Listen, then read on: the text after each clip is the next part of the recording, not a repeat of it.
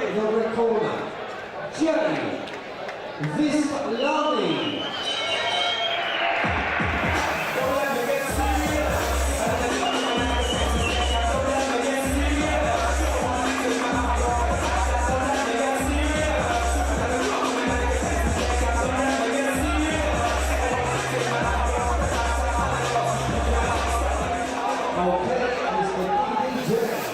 Ladies and gentlemen, please welcome his opponent into the red corner, Hatton.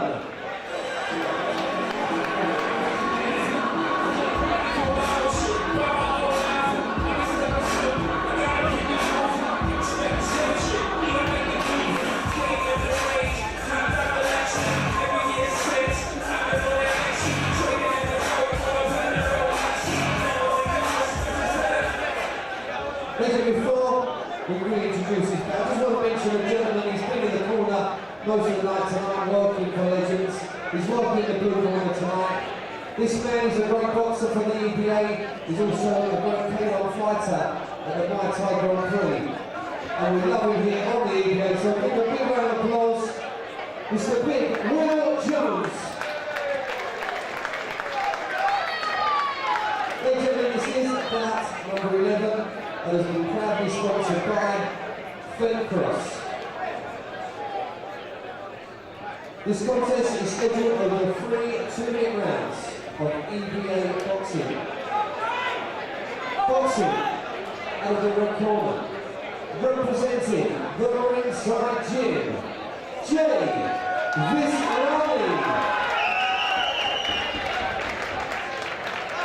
And his opponent across the ring, boxing out of the blue corner, representing the Legends Boxing Academy, Hatton.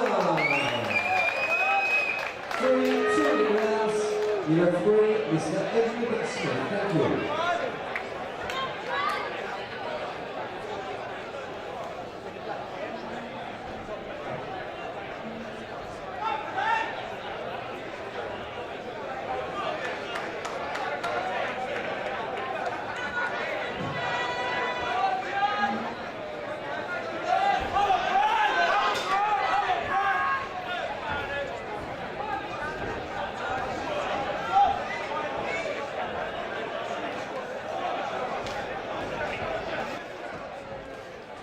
So these two men, though, right tight at the beginning, in close, boxing, and a bit of the inside of the glove there from Jay. He's got to watch that with his right hand there.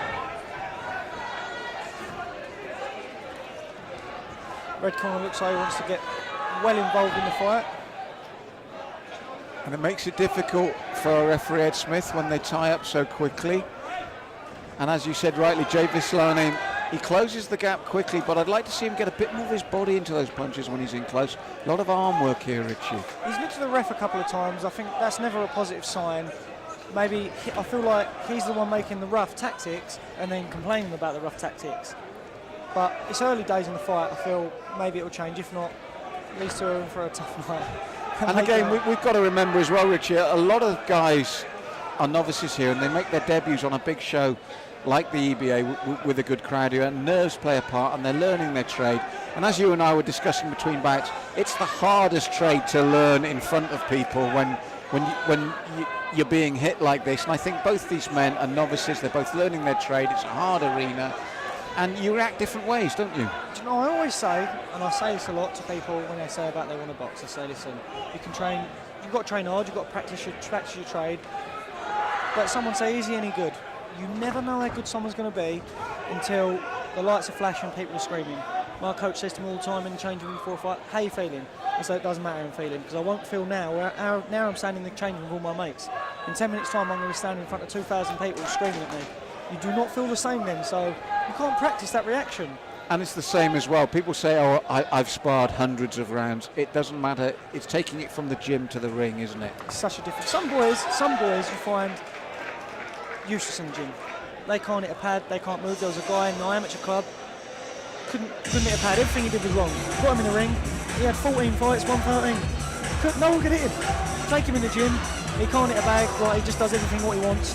I'd take on the pants. And we've all seen the reverse, where you've seen a guy go, this guy's going to be good. I mean, he's on fire in the gym, and yet, as you said, whether it's nerves, whether it's the crowd, it gets to him. They never translate that to the ring, and the amount of times I spoke to other coaches and go, you should see him, he's incredible, but when he gets out there, it all falls apart. It happens more often than people think. People only see the final product. They don't see what these guys here, they're putting hours in the gym, away from their family, probably their girlfriends, all these things. It's really hard for them, all the families. These boys put themselves through a lot, not only physically, but mentally, with the food. Some of these boys are selling tickets. It's a lot. There's a lot more to boxing than punching people in the head. And I think people sometimes forget how hard it really is. No, this is the easy part. I think for these two, the best thing that's happened for them both is they've got to the end of the first round. They can get back to their corners, get that experience, and come out again. Because I think what we saw in that first round was a lot of nerves, a lot of adrenaline. It's a lot of nerves and adrenaline, yeah. Now they can relax. They're boxing a little bit better at the start of this, just a bit erratic in the first. It's fully understandable. And a good start from Brad Hatton here against Jay Vistlani in the second. Brad came forward nicely, walked onto a right there, and again, that's the other thing you can't be prepared for. People who say they've done hundreds of rounds sparring, you never get hit in sparring like you get hit in the ring by someone that doesn't know you, that really wants to get you out of there. With a 10-ounce glove and no head guard. So full respect to both these young men sticking to their game plan. It's probably a bit messier, a bit closer than they'd like, but that happens sometimes. And when you're very similar stylistically, it can make a great fight or it can make it very difficult. And these two young men are very similar, and it's all a bit untidy because of that. I feel like Jay, for me, he was putting a lot of effort in the first round, might nick the first one for me.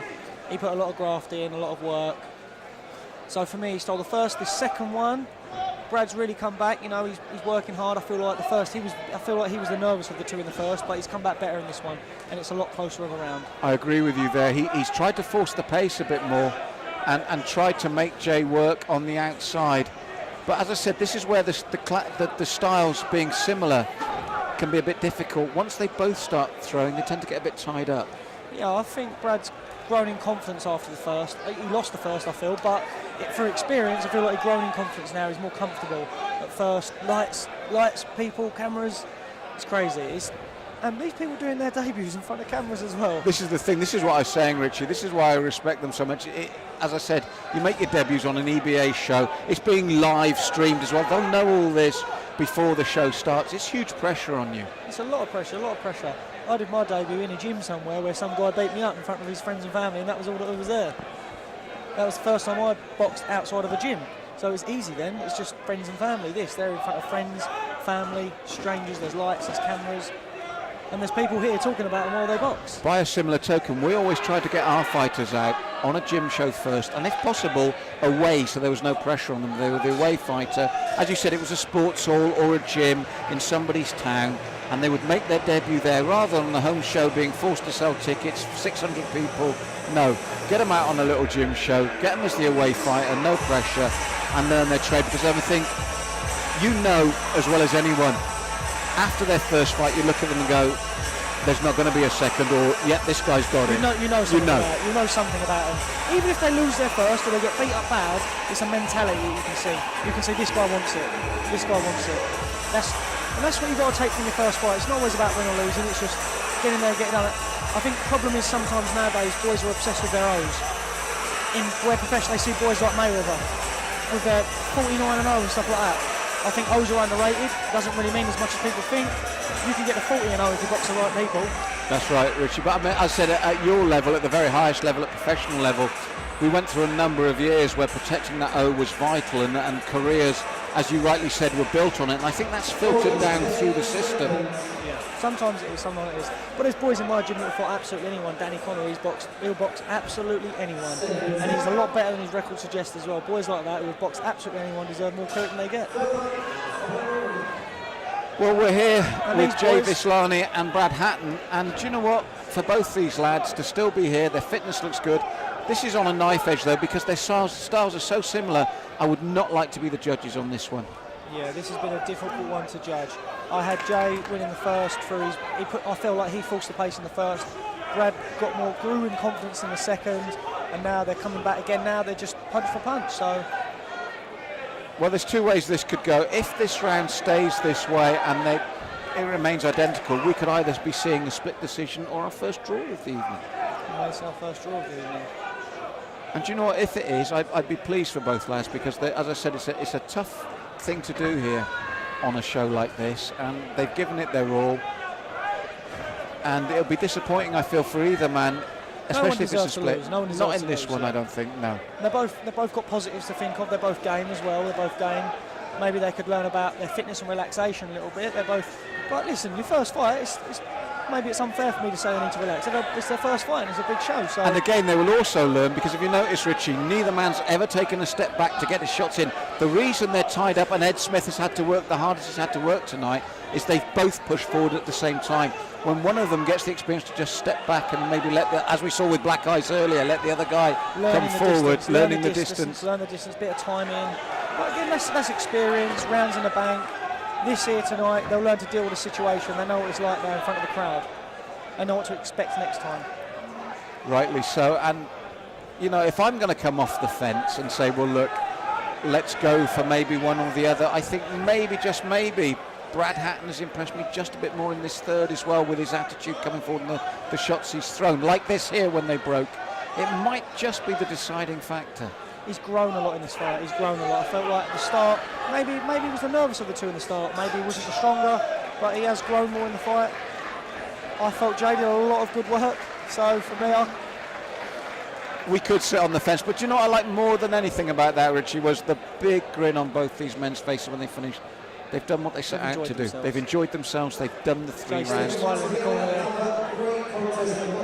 And if they do want to continue, both these men will learn and grow from this. Jay looks more positive in the corner than Brad right now, but I don't think Brad realises how close it was. Maybe he thought it would be clearer. So. To the centre of the ring. Ladies and gentlemen, after 3 amazing rounds of EBA Boxing, we do have a majority decision. I had a feeling it would be taken either to a majority. Draw. So Majority draw. Our first draw. We've had a judge go for each of the fighters and one go for a draw. So